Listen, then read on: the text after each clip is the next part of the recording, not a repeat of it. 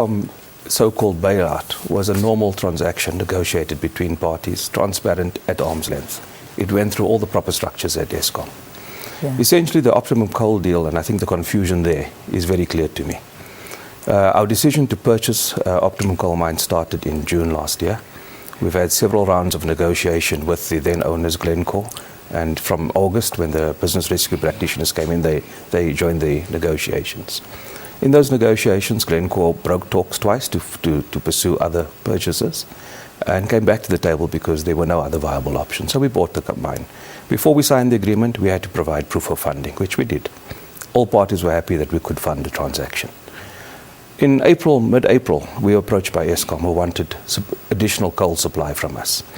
We must all recall the business was in business rescue at that stage. So when you're in business rescue, nobody will give you credit. At the same time, our bank facilities were being closed. Eskom explained to us they had an emergency. They needed additional coal. They needed to secure sufficient coal to make sure there was no load shedding in the winter months.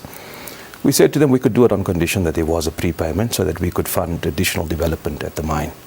And we used the funding to do that.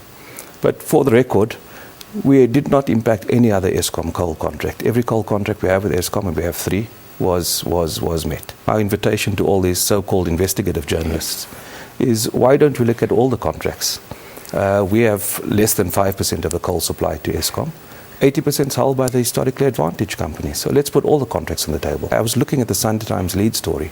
It looks like there's an agenda to prevent anybody doing business with us.